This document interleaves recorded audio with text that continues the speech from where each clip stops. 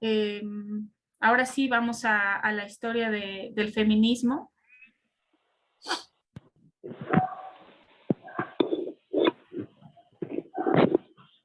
Aquí está.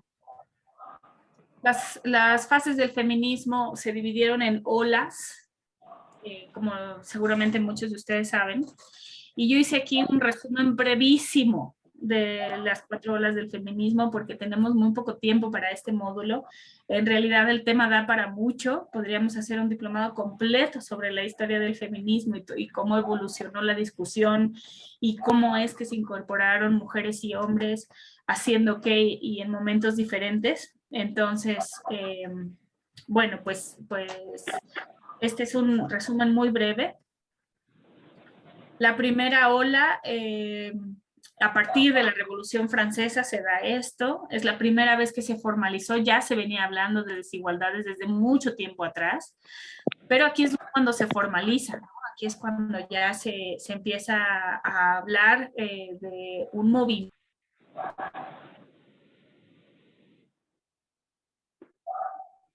De un movimiento no solo, no como una iniciativa aislada, sino más bien como un movimiento que defiende la igualdad de los derechos entre las mujeres y los hombres. Y básicamente esta etapa, esta ola, se caracteriza por el cuestionamiento: si no hay derechos civiles para las mujeres, no hay revolución. La Revolución Francesa olvida a las mujeres, negándoles la ciudadanía y los derechos civiles que sí son reconocidos a los hombres, que es un poco lo que veíamos en el videíto anterior, de cómo no éramos ni mujeres ni ciudadanas, ¿no? Las declaración de las, aquí es esta contribución muy importante, la Declaración de los Derechos de la Mujer y la Ciudadana y la Vindicación de los Derechos de la Mujer. Entonces, Olimpia dice, si la mujer tiene derecho a subir al patíbulo, también tiene derecho de subir a la tribuna, todo enfocado más a los derechos civiles. Y Mary Wollstonecraft, que dice, no deseo que las mujeres tengan poder sobre los hombres, sino poder sobre ellas mismas. Es muy revelador de la época. Y tienen reivindicaciones y mujeres que destacaron por su actividad, aquí se las puse, tienen todas las ideas fundacionales del derecho al voto y empiezan a hablar sobre el derecho a la educación de las mujeres y la institución del matrimonio, ¿no? O sea, porque recordemos que en la Revolución Francesa, pues cómo visten las mujeres, cuál es la situación de los matrimonios que estaban arreglados, que mujer igual a madre, todo este concepto más subjetivo, ¿no? De la identidad de las mujeres. Después viene la segunda ola, que se da a partir de los mediados del siglo XIX y se da hasta la Segunda Guerra Mundial, 1940 por ahí, y empieza con la declaración de Seneca Falls, o sea, es un movimiento que ya no solamente se da en Europa, sino ya se está moviendo también hacia América. Y aquí habla de derechos políticos, ¿no? Si la primera ola tenía como el foco puesto en los derechos civiles, en la segunda ola ya están los derechos políticos para las mujeres. Dentro de las reivindicaciones ya empieza con más fuerza el tema del voto, el derecho a elegir y ser elegidas, a afiliación a organizaciones políticas, derecho al trabajo también, a la igualdad laboral, y aquí se da todo el movimiento, sobre todo de mujeres obreras, ¿no? De Flora Tristán y todo esto. Y además también se empieza a incursionar en otros temas, ¿no? Ya no nada más es el tema de los derechos civiles y políticos, sino también ya a nivel personal y a nivel familiar ya se empieza a hablar de otra vestimenta, también se hacen demandas ante la iglesia de consideración ante iguales, también las mujeres empiezan también a meterse en actividades de ocio, ya no nada más es el tema de la familia, ¿no? Del trabajo reproductivo. Entonces, Elizabeth Cady Stanton en Estados Unidos dice, el lugar de una mujer en la sociedad marca su nivel de civilización, lo cual me parece muy vigente hasta ahora. Y Pankhurst en Inglaterra al mismo tiempo dice, si la civilización estriba en progresar hacia el futuro, ha de ser a través de la ayuda de las mujeres liberadas de sus grilletes políticos, mujeres con plenos poderes para ejercer su voluntad en el seno de la sociedad. A mí me parece que esta es la ola de feminismo como más interesante. Aquí se dieron muchas cosas y se cuestionaron cosas que ahora nos parecen de lo más normal, ¿no? Y en su momento fue sumamente de ruptura, sumamente confrontativo también. Después de la Segunda Guerra Mundial viene ya la tercera ola, un poco más cerca de nosotros, de nosotras, y aquí se habla de lo personal es político, ¿no? Y aquí hay una incursión muy importante, ya lo vamos a hablar, de cómo lo privado se convierte en público. ¿Cómo es que lo que está sucediendo en las cuatro paredes de las casas se ha convertido en un asunto público y un asunto político? Y de ahí es donde se empieza a cuestionar y definir palabras como la condición de la mujer, la sexualidad, el placer, se habló mucho de placer, el género, la feminidad, la masculinidad, la belleza, mucho de la libertad. Aquí tenemos que estar pensando en todos los movimientos de los 70, ¿no? Que se juntó con lo que vemos en Estados Unidos. Para romper estereotipos, se empieza a usar pantalones de manera masiva, las mujeres empiezan a usar pantalones de manera masiva y se empieza a hablar por primera vez de la violencia contra las mujeres como un fenómeno sistemático, no un tema aislado, no un tema que le pasa a dos o tres, sino más bien es algo sistemático que le pasa a muchas en todo el mundo y que está asociado con el ejercicio del poder. Amelia Bacárcel, que es una mujer muy interesante, dice, el feminismo ha sido y es esa suma de acciones contracorriente, rebeldías y afirmaciones que tantas mujeres han hecho y hacen sin tener para nada la conciencia de ser feministas, ¿no?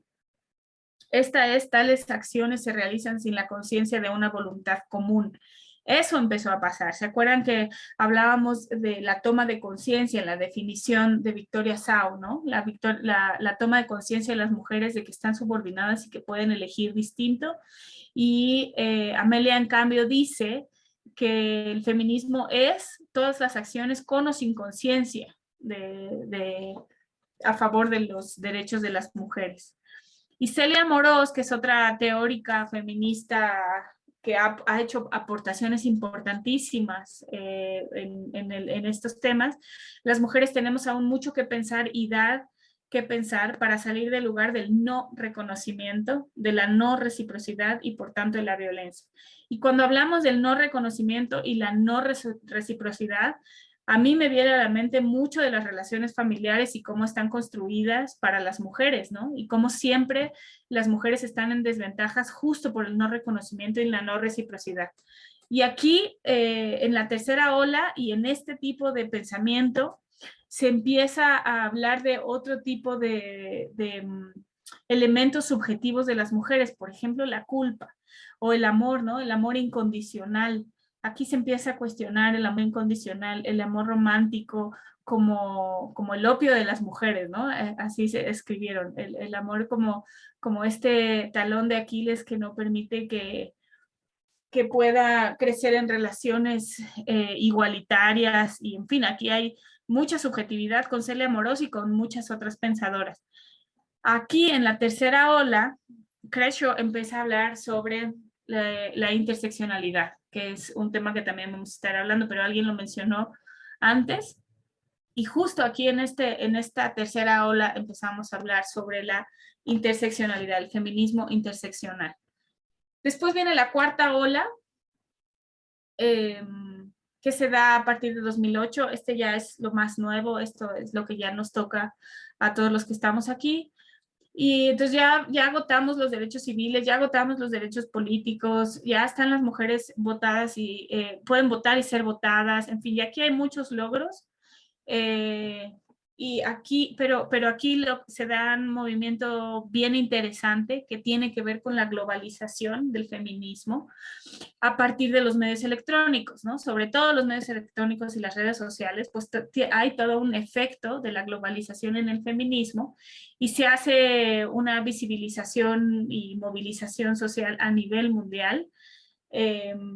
Y además surgen unas nuevas corrientes de los feminismos, ¿no? Como los activismos digitales, todo el tema de las minorías y todos los grupos de disidencia identitaria. Y la discusión ahora es sin igualdad no hay democracia ni desarrollo, y además así se han adoptado desde los organismos internacionales también. Hay una visión global para asegurar la participación política. Hay empoderamiento y liderazgos femeninos para romper estos techos de cristal. Y el feminismo ha puesto la lupa en lo común y lo comunitario. Y a mí me parece que esa ha sido una de las aportaciones de los últimos tiempos más interesantes del feminismo, lo común y lo identitario y lo comunitario. Entonces hay muchas cosas que hablamos de lo común que antes no se habían pensado, ¿no? O que no habían llegado hasta el feminismo, como por ejemplo el tema de la crianza. Ya es un poco tarde porque hubo un tiempo en el que la crianza se podría hacer de manera más colectiva, y ahora con todo este tema de la globalización y mucho más a partir de la pandemia, es difícil hablar sobre la crianza comunitaria, ¿no? Pero lo común, qué es lo que realmente como países o como sociedades necesitamos para sobrevivir, y tiene mucho que ver con la construcción de la seguridad. Por ejemplo, hay una nueva definición y una nueva aspiración para la seguridad como algo común, y toda la construcción de sectores, digamos, de colonias, de comunidades, de pueblos, ¿no? Ahí como que regresa la reflexión hacia lo local. Y aquí, de esta cuarta ola, pues podríamos hablar de varias cosas bien interesantes, de las demandas feministas en la región, desde el movimiento Vivas Nos Queremos, ¿no? Ni una menos, que nace a partir de todos los femicidios de Ciudad Juárez, el movimiento Me Too, que todos también, a todos nosotros, todas nosotras nos tocó, el movimiento Me Too que ha sido muy cuestionado, porque entonces las mujeres empiezan a hacer estas denuncias desde las redes y sin derecho de réplica, ¿no? Haciendo acusaciones fuertes, y que además se van juntando, y además existe una respuesta, hermana, yo sí te creo, ¿no? De otras mujeres. Y ha habido muchos cuestionamientos sobre este movimiento, porque no, sobre este hashtag, esta corriente del feminismo que se dio, y viene mejor explicado en los apuntes que les di.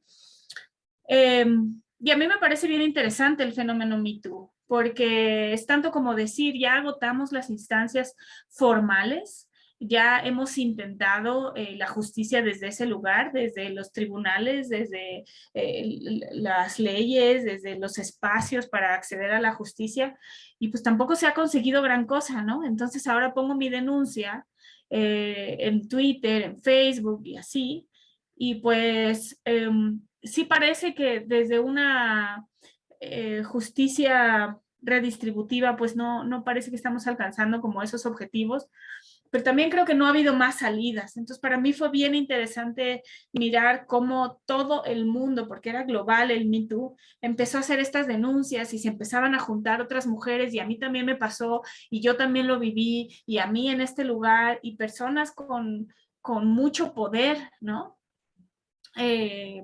Con mucho poder podían hacer este tipo de denuncias, y a mí me parecía que pues ese movimiento también nos daba como algo común a nivel global.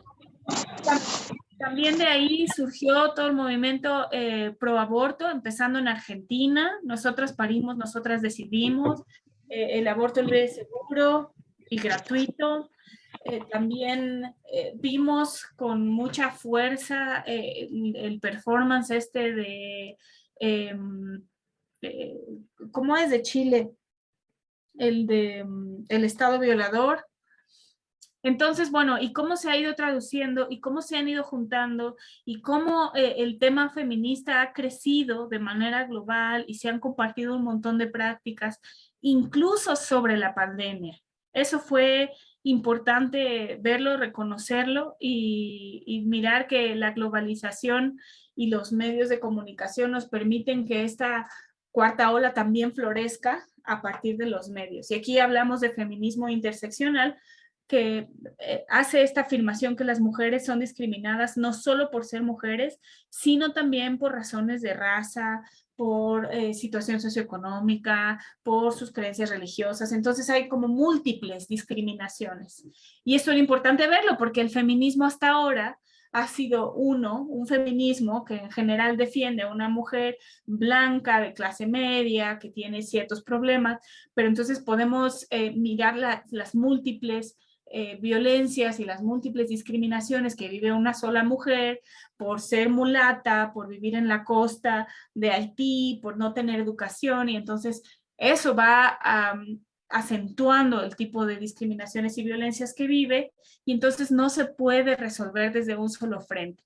Y esa discusión también ha sido ha sido resultado de la lucha feminista, pero ha intervenido en muchas otras maneras, porque no solamente de manera interseccional miramos las discriminaciones de las mujeres, sino de cualquier otro ser humano, de cualquier otro sujeto de derechos, ¿no?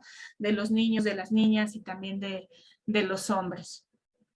Y aquí tengo un videíto ya para terminar la clase de hoy, que más o menos resume lo de las olas del feminismo, y con eso yo creo que podemos terminar esta sesión para vernos el día de mañana. Mientras me pueden ir escribiendo sus comentarios. Maestra, tengo una pregunta sobre la evaluación que viene ahí. ¿Se va a hacer al final del módulo o cuándo se tiene que hacer? Sí, al final del módulo. Al final del módulo, la actividad es tú estás hablando del examen, ¿verdad? Hay un Sí. examen previo y un examen posterior. Se supone que el previo lo debieron haber hecho antes de entrar a esta sesión, porque ya les dije la mayoría de las respuestas, y otro al final para poder medir su nivel de aprovechamiento en estas sesiones. Bueno, yo sí lo hice, el previo. Ya, entonces hay que volverlo a hacer al final. Ok. ¿Es el mismo o es diferente? No, es el mismo. Ok, muy bien. Y se va a hacer ¿el módulo dura 2 clases nada más? Sí, o sea que Ok, es mañana que no me ya. pasaron esa información. Ok, sería todo. Gracias. De nada, de nada. ¿Cada cuánto serán las clases? ¿Cada semana o cada 15 días o cada mes o qué? No recuerdo bien. Creo que nos han dicho que cada 15, pero estaba como que por verse. Tengo entendido que esa información está en la plataforma. La mayoría de las sesiones creo que son cada 8 días, pero creo que Karen aquí nos puede aclarar este tipo de preguntas. Karen, por favor. Sí, ya está calendarizada todas las sesiones. Las personas que ya ingresaron a la plataforma pueden verificar el calendario. Ya están los días y las horas en los que se van a llevar las conferencias en vivo. El diplomado efectivamente no son solamente 2 clases. El diplomado es 2 meses de contenidos que se revisan sobre plataforma y trabajos académicos que también se deben de entregar a través de la plataforma para su calificación. Entonces, es muy importante que revisen todos los contenidos de las personas facilitadoras. La complejidad de los trabajos y la cantidad de documentos a revisar van a ir en ascenso. Por eso es tan importante que ahorita empiecen a llevar a cabo las actividades. Probablemente se les hace el módulo un poco sencillo, pero poco a poco van a ir subiendo de grado tanto la elaboración de documentos, porque al final tienen que entregar un plan de trabajo que les va a llevar más allá de 2 horas de clase. Entonces, sí es importante que vayan siguiendo semanalmente los cumplimientos sobre la plataforma. Entonces, todas las fechas están sobre la plataforma. De cualquier forma, les voy a estar enviando los enlaces de las sesiones para que no se les olviden, porque la riqueza también de este diplomado son las sesiones en vivo que tenemos con las personas facilitadoras. Entonces, previo al inicio de la sesión, 2, 3 horas antes, les voy a estar enviando el enlace, que también lo pueden estar tomando de la plataforma por quien no tenga a la mano su celular. Nos preguntan, Karen, que dónde están los documentos, el link para el registro, el link para los cuestionarios.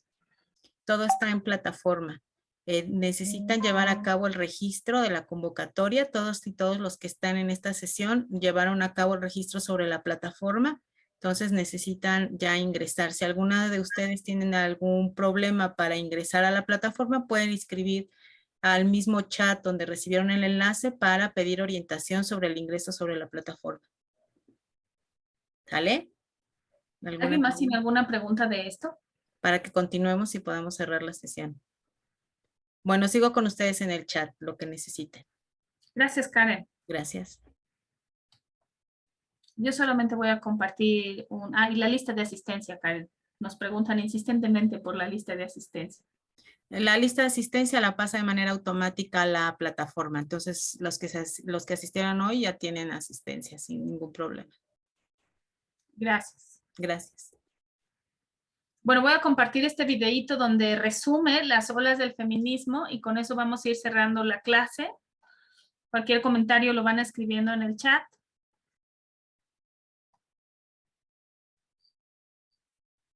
Ay.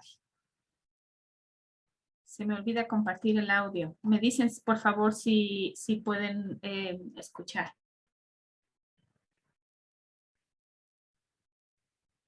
Como sabes, la historia ha sido construida considerando al hombre el sexo fuerte y a la mujer el sexo débil, más frágil, menos capaz, incluso menos inteligente. Y además, esa diferencia se ha hecho pasar como algo natural, algo que se da por naturaleza. Pues bien, el hombre, basándose en esa superioridad natural, ha sido el protagonista de decisiones políticas, sociales y culturales y ha dejado a la mujer la función de crianza de hijos y cuidado de la casa. Bueno, y de su satisfacción sexual. Y eso durante siglos y siglos y siglos. A lo largo de la historia, muchas mujeres se han sentido molestas con esta desigualdad llevando a cabo quejas y protestas. Pero no es hasta el siglo XVIII cuando hay una toma de conciencia colectiva de esta situación y se desarrolla un movimiento ideológico y social que luchará por romperla. El movimiento feminista. Empezamos. Estamos en el siglo XVIII, en el Renacimiento. Te sitúo. Si eres mujer, tu labor natural es cuidar de la casa, criar a los hijos y practicar sexo con tu marido. Eso sí, no puedes estudiar, votar ni tomar decisiones familiares, ni siquiera con quién te casas. Si trabajas, el dinero es para tu marido. Flipante, ¿no? Bueno, entonces surge la Ilustración, principalmente en Francia, un movimiento intelectual que defiende la igualdad social de las personas.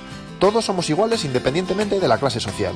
Como recordarás, esto lleva a la Revolución Francesa, que trae consigo la Declaración de los Derechos del Hombre y del Ciudadano. Pero, ¡tachán! En esa declaración hablan exclusivamente de los derechos del hombre sin incluir a la mujer. Las mujeres no entienden cómo habiendo un cambio político hacia la igualdad universal, ellas, la mitad de la población, son excluidas. Y entonces aparecen dos mujeres fundamentales dando lugar a la llamada primera ola del feminismo. Ya verás. Por un lado, Olympe de Gouges. Ella coge el texto y lo replica. Escribe la Declaración de los Derechos de la Mujer y de la Ciudadana y reivindica todos los derechos civiles para la mujer.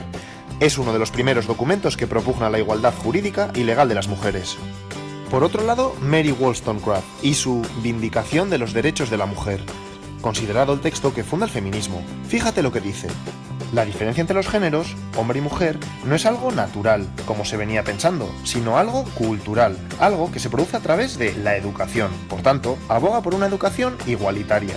Muchas mujeres comienzan a cuestionar la necesidad de quedarse en casa por obligación. Por cierto, la hija de Wollstonecraft fue Mary Shelley, autora de Frankenstein. Curioso, ¿eh?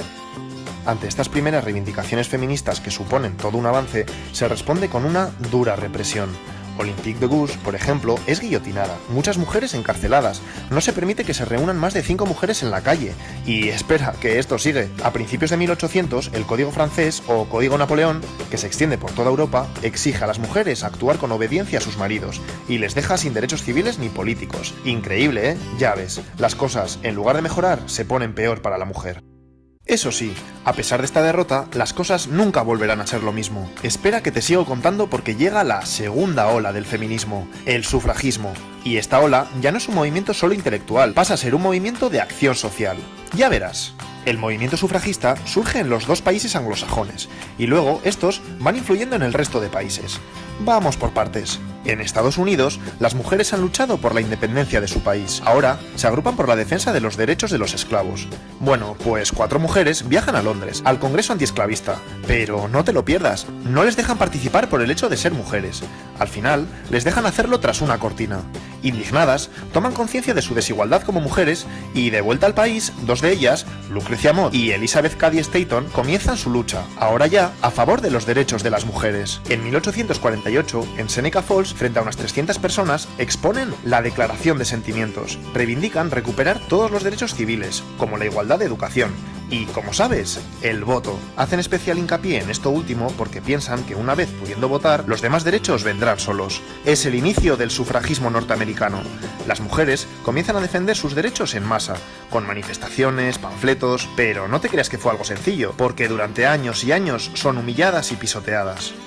En Inglaterra lo mismo, pero aquí se cansan antes, y tras casi medio siglo de lucha moderada, pasan a la acción, y encima lo hacen fuertemente, a través de huelgas de hambre, encadenamientos, sabotajes a líderes políticos, incluso bombas e incendios. ¿Sabías que se les debe a ellas la invención de estos métodos de lucha? Vaya. Y primera victoria. Poco a poco, a partir del final de la Primera Guerra Mundial, las mujeres empiezan a obtener el voto por diferentes países del mundo. En Inglaterra lo consiguen en 1918, eso sí, solo para mayores de 30. En Estados Unidos, en 1920, aunque solo para las mujeres blancas, y 80 años después de Seneca Falls. Y así le seguirán otros países. Pero espera un momento. El movimiento sufragista es principalmente un movimiento de burguesas blancas. ¿Y el resto de mujeres? Bueno, pues empiezan a aparecer mujeres feministas con otras realidades, como Sojourner Truth, una esclava negra que habla por primera vez de la doble exclusión, por negra y por mujer. O Flora Tristán, mujer socialista que habla de las mujeres obreras y explica también la doble represión que sufren, de clase y de género. Explica que la mujer es la proletaria del proletariado. Y es que precisamente ella puede considerarse la precursora del llamado feminismo socialista. Te cuento, el feminismo socialista cree que para que la mujer se libere debe cambiar el sistema capitalista establecido. Esto es complejo, pero me interesa que sepas que empiezan a distinguirse dos ramas dentro del feminismo. Una que busca la igualdad de derechos y otra que pretende cambiar todo el sistema establecido. Luego lo verás más claro. Bueno, pues ahora llega un periodo donde el movimiento feminista se paraliza. Estamos en el periodo entre las dos guerras mundiales. Las mujeres han logrado el voto en varios países, han comenzado a entrar en la universidad, y muchas se desmovilizan. Justo entonces aparece alguien clave en el feminismo, Simone de Beauvoir, en Francia. En 1949 escribe El segundo sexo y vuelve a remover conciencias. Este es una pasada de libro, ya que es el estudio más completo sobre la condición de la mujer. Con su famosa frase, no se nace mujer, se llega a serlo, nos dice que no es cierto que a las mujeres se las defina por su sexo biológico, sino por una serie de roles asociados al mismo que tendrán que cumplir para ser consideradas precisamente mujeres. Y más cosas. Habla del androcentrismo y explica que el hombre es la norma, la medida de todas las cosas, y la mujer siempre es lo otro. De esta forma se impide que la mujer se asuma a sí misma como sujeto y hace que se identifique con lo que el hombre espera de ella. Piénsalo un momento, ¿a que lo ves claro? Ha comenzado la tercera ola del feminismo. Volvemos aquí. Los hombres han vuelto de la Segunda Guerra Mundial y la mujer está nuevamente en el hogar. Ahora tienen todas las comodidades para ser amas de casa felices. La publicidad lo deja claro. Pero empieza a pasar algo. Miles de ellas se enferman, se deprimen, caen en el alcohol, viven ansiosas. ¿Qué está pasando? Pues entonces llega Betty Friedan, una socióloga que escribe Mística de la feminidad, donde pone nombre al problema que no tiene nombre. Explica que estas mujeres viven insatisfechas en ese estilo de vida aparentemente maravilloso, ya que sienten que están priorizando el cuidado de otros a sus propios deseos. El libro es un bestseller. Muchas mujeres entienden lo que les pasa y comienzan a construir un estilo de vida nuevo. Buena Betty. Pero ella no se queda ahí, también pasa a la acción y organiza junto con otras mujeres Now, el mayor movimiento de la mujer hasta entonces, y que ha ido creciendo hasta la actualidad. ¿Qué buscan? Mejorar el estilo de vida de las mujeres centrándose en temas del ámbito personal. Comienza el feminismo liberal. El feminismo liberal describe la situación de las mujeres como una desigualdad, no como una explotación u opresión. Así que, ¿qué hay que hacer? Pues luchar por cambios hasta lograr la igualdad entre los sexos. ¿La mujer no tiene espacio en la vida pública? Pues hagamos lo posible por incluirla en el mercado laboral y en los puestos de poder. Son los años 60.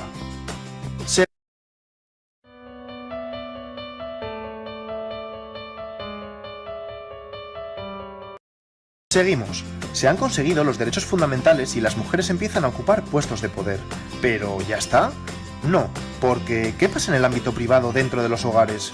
Pues hay malos tratos, desigualdad de reparto de tareas, explotación económica.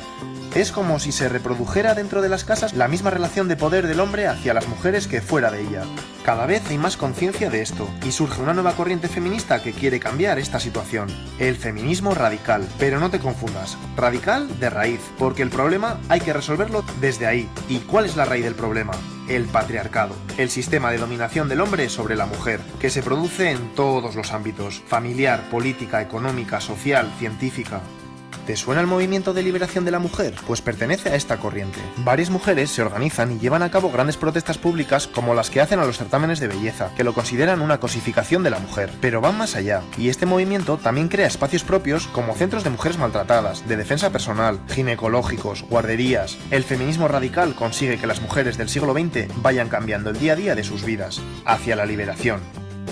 Y como te he dicho, ya tenemos las dos grandes posturas feministas de las que te he hablado antes. Recapitulemos. Las feministas liberales buscan la igualdad de derechos de la mujer frente al hombre. Las feministas radicales van más allá y quieren romper el sistema patriarcal en que vivimos.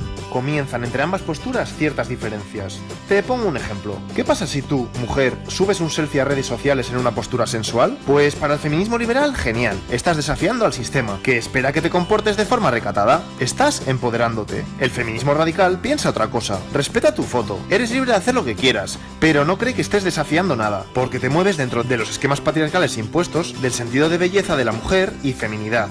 Vamos, que el sistema de poder se sigue manteniendo.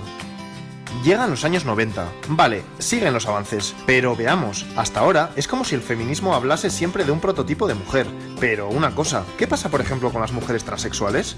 ¿Y las musulmanas, africanas o asiáticas? Pues bien, a partir de ahora se toma conciencia que no existe un solo modelo de mujer, sino múltiples, dependiendo de cuestiones sociales, étnicas, nacionales o religiosas. Y surgen nuevos y múltiples feminismos, teniendo en cuenta las necesidades de cada una de ellas. Feminismo negro, feminismo poscolonial, transfeminismo radical, ecofeminismo, teoría queer. Ya no existe un feminismo único.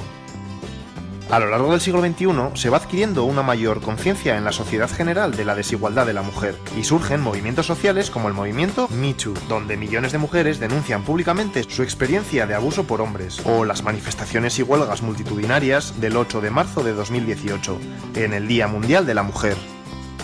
Se ha logrado mucho, pero a día de hoy no se ha consolidado la igualdad entre hombres y mujeres. Sigue habiendo violencia de género, las mujeres siguen cobrando menos por el mismo cargo laboral, y los puestos relevantes en el mundo de la política, militar y económica siguen siendo mayoritariamente de hombres. Hemos llegado a la actualidad.